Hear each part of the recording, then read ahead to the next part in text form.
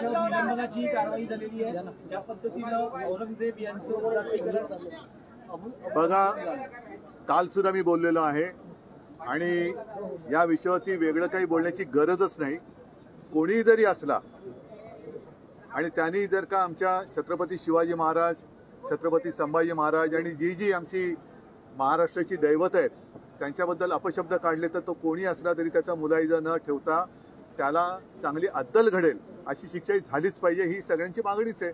त्याच्यामुळे निलंबन किती मिनिटासाठी, तासासाठी, दिवसासाठी केले कल्पना नाही मला नाही, पण पुन्हा असं कोणाची बोलण्याची हिंमत होता कामा नये आणि या सरकारची जबाबदारी आहे की कठोरात कठोर शासन त्यांनी केलं पाहिजे।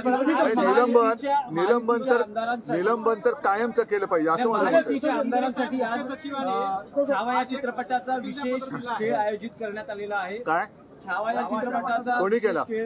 महायुती सरकारच्या वतीनं आमदारांसाठी आयोजित केला गेला। मी ही कल्पना ज्यांनी मांडली असेल त्याचं जाहीर अभिनंदन करतो, कारण महायुतीमध्ये केवळ संभाजी महाराजांबद्दलचा छावा चित्रपट आज दाखवत आहे, पण शिवाजी महाराजांचा पण चित्रपट दाखवला पाहिजे।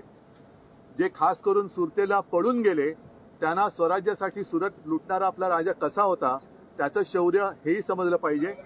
ज्यांनी स्वराज्यासाठी धर्म न सोडता मेलो तरी 72 हे नुसतं बोलून नाही तर दुर्दैवाने त्यांचे भोगावं लागलं, त्या संभाजीराजांचा पिक्चर या गद्दारांना दाखवलाच पाहिजे।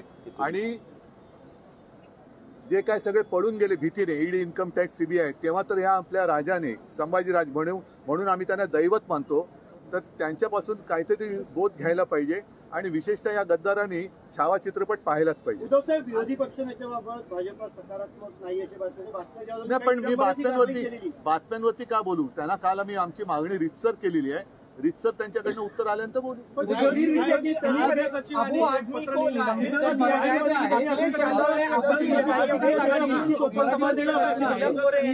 उपसभापती नीलम गोरे यांच्या विरोधात महाविकास आघाडीनं अविश्वासाचा प्रस्ताव आणलेला आहे। खरा अविश्वास प्रस्ताव आणायला आमच्याकडनं उशीर झाला।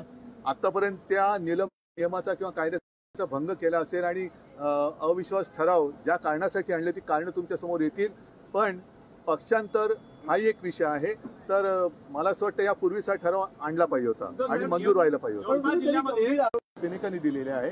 मी अशा प्रश्नाला कधी उत्तर देत नसतो। शिवसैनिक पुरेसा समर्थ है। हिंदी में बताइए, अबू आजमी को निलंबित किया गया है, परमानेंटली करना चाहिए। कितने दिन के लिए किया है?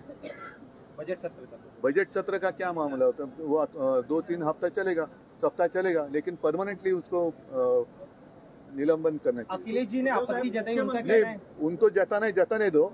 हम पूरे महाराष्ट्र ने उनके खिलाफ आपत्ति जताई है और अगर वो चाहते तो वहाँ से उनकर चुनकर लाए।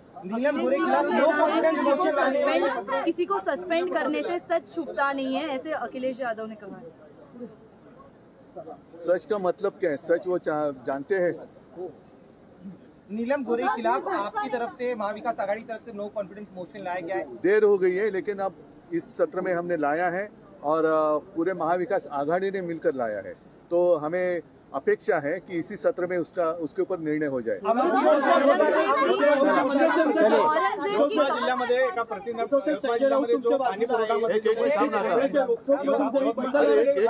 यवतमाळ जिल्ह्यामध्ये पाणी पुरवठ्यामध्ये जो मोठा घोटाळा झाला आहे त्या प्रकरणामध्ये आज चीफ सेक्रेटरीने हायकोर्टामध्ये एक प्रतिज्ञापत्र दिलं आहे।